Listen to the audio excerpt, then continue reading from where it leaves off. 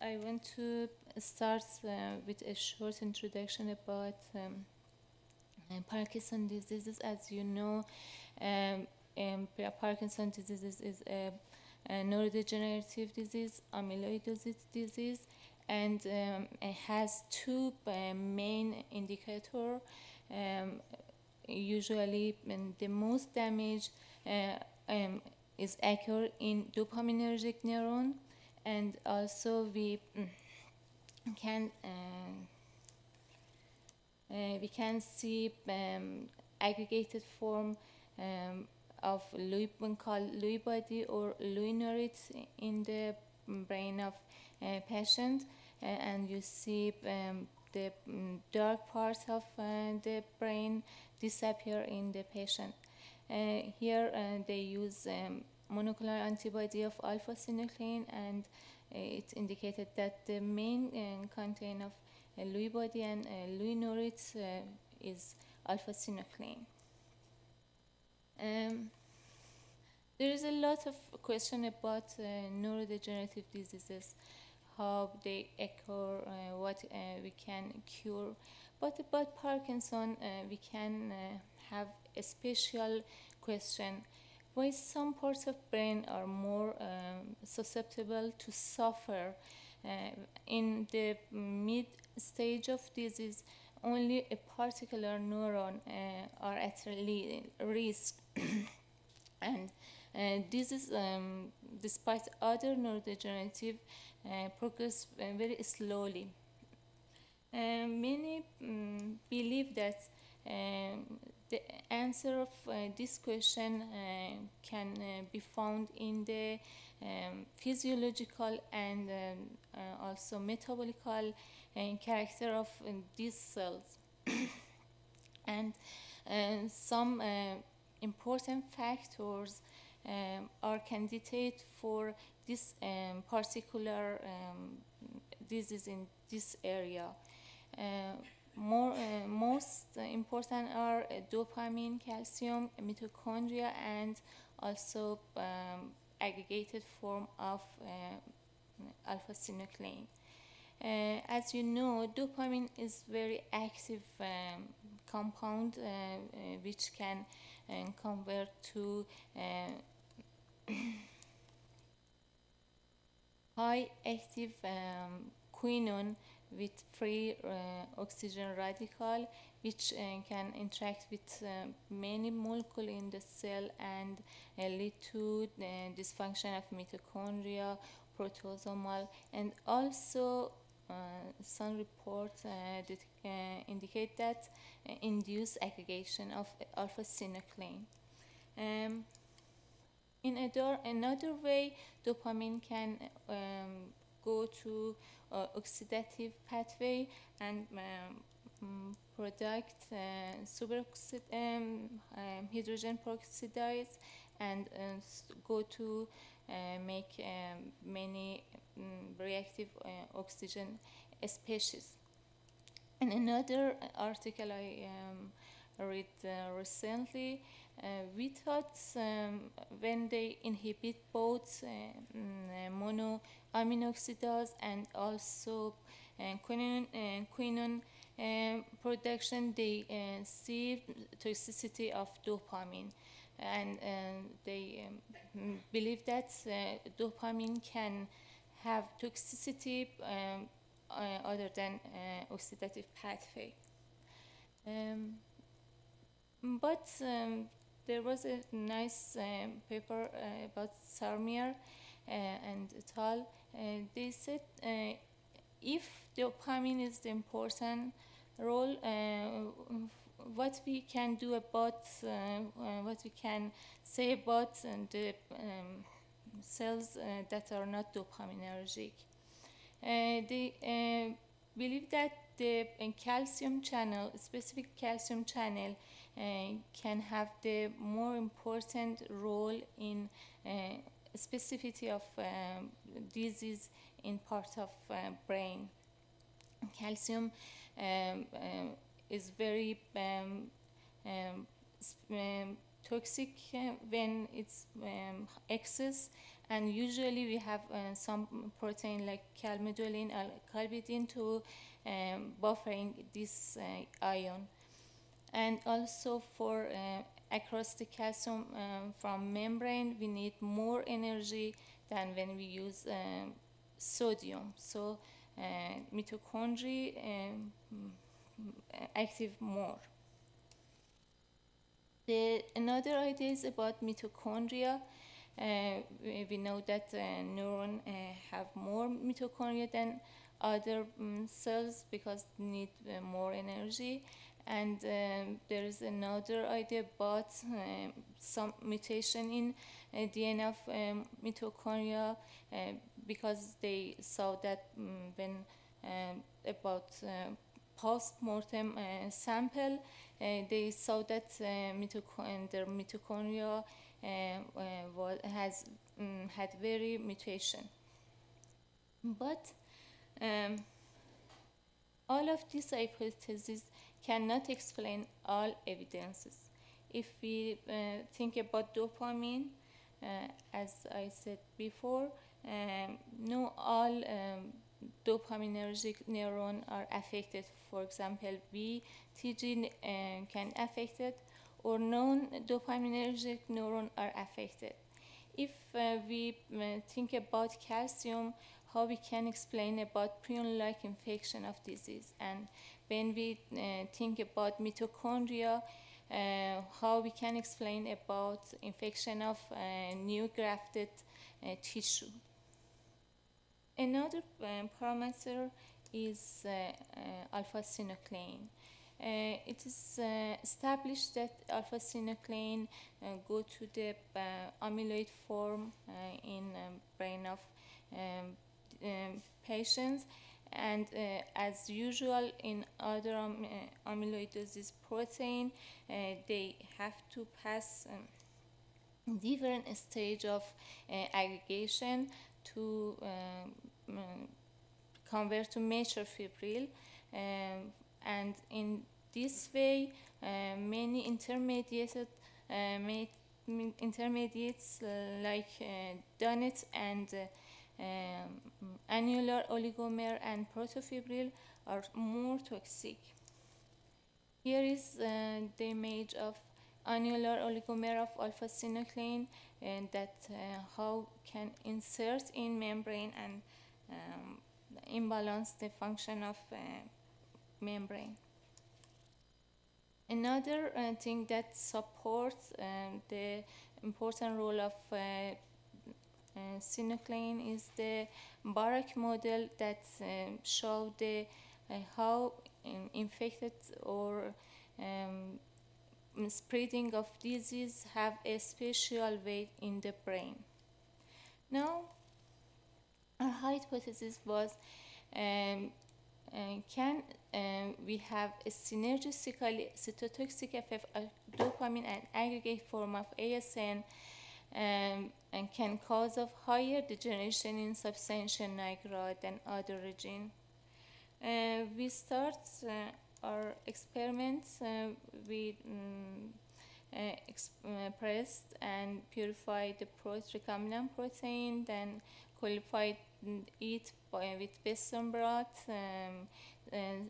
forced UVCD, and as you know, alpha-synuclein has random coil structure, and it's very important before using in the fibrillation, you centrifuge sample seriously in long time to omit this aggregated form. After that, we monitor fibrillation process with different methods like THC assay, Congo red, fluorescence, TM, and for UVCD spectroscopy. As you see, the structure converts from random coil to beta strand structure. Then we treat cell with different sample of protein from different time of incubation and monitor the cytotoxicity. The sample of 7 hours incubation time had more toxic effects, and when we see the pattern of fibrillation, the 7 hour is the earliest stage of exponential phase of fibrillation. And we can see the change of morphology of the cell and clamping cells. Dopamine also has had toxic effect, especially in high concentration, a lot of cell death. Next, we examine the amount of RS, and you see that the amount of RS increase in the treated cell in fibril and also in dopamine, but in dopamine treated cells we can see more RS production. About DNA fragmentation, we saw that the presence of fibril increase DNA fragmentation, but about dopamine we couldn't get a reliable data. In next step, we culture a cell with both dopamine and alpha-synuclein simultaneously and monitor the condition of cell. As you see, when cell treated with fibril, most cells go to early apoptosis condition or state, and less than them go to late apoptosis or necrosis compared to control. What about dopamine? The more cell go on to necrosis form. Surprisingly, when we add both fibril and dopamine, we saw the pattern more similar to fibril than to dopamine. We suppose that we have more toxic form for dopamine and more necros form. RS production also showed that when we have both dopamine and fibril, we have less RS production. In the next step, we start study about the conformation of fibrils in 7 hours incubation. As you see, there is a mix of different aggregated form. We centrifuged it, and we had 2 parts, pellet and soup.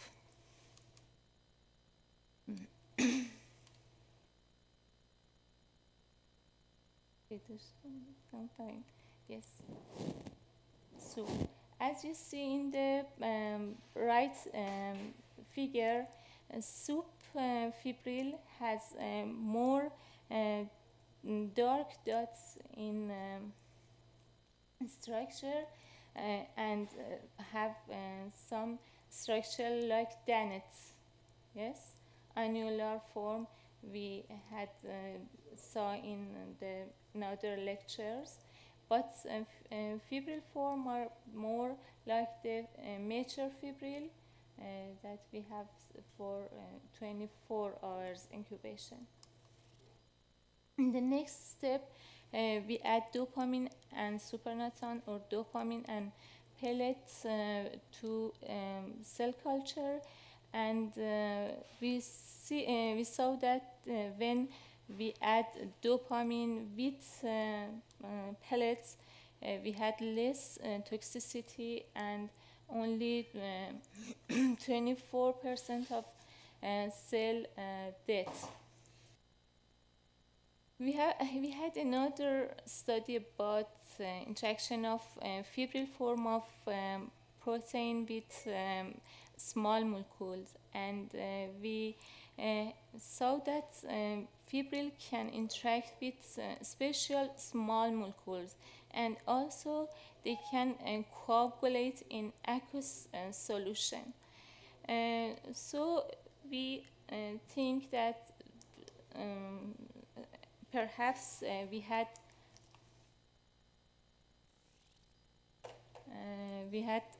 some traction between fibril and dopamine. We start with circular dichroism, but we couldn't see any change in the structure of fibril. But in absorbance assay, we see when add fibril to dopamine and then centrifuge, the amount of absorbance decline. FTIR is another spectroscopy method, vibrational spectroscopy, and very useful to study secondary structure of protein. We start with fibril protein. As you know, in the amide 1 region of FTIR, beta structure with high and strong H binding have a very strong and sharp peak in this part of wave number 6024, and another peak in near 6090. It's a symbol of beta sheet structure. But when we add dopamine and incubate it with fibril, we saw that the peak shift to more wave number to 6030, and the amount of is become higher than this one, and we compare with this peak. Dopamine has also a sharp peak in 6030, so it can be a peak for dopamine, or it can change the peak of fibril.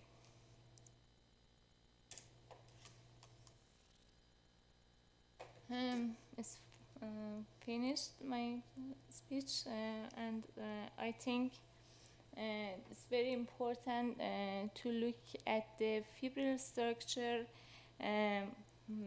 with different, I don't know, imagine different way, because we have a very phase of active in fibril form of protein. Here is the structure of fibril form of alpha-synuclein from residue 60, 30 until 100. We have beta sheet, but from first residue until 30, from 100 until 140, we have some free part of protein that is not included in the contribute in the structure. So it's very active to interact with some special compound like dopamine. And I don't know, it's good or bad. We had a good results from our study, because fibril moderate toxicity of dopamine, but in the cell it can be not good, because it can trap dopamine, and cell need to make or synthesis more dopamine, or when we use analog of dopamine, L-dopa. In the late stage, we need use more drug. Thank you, and I like to introduce my students and co-worker in National Institute of Genetic and Engineering, and this report was part of Ms. Khalife and Mr. Tehran and Mr. Begi helped a lot in this project, and here is my very kindly assistant, Mr. Akbari. Thank you. Thank you, Dina.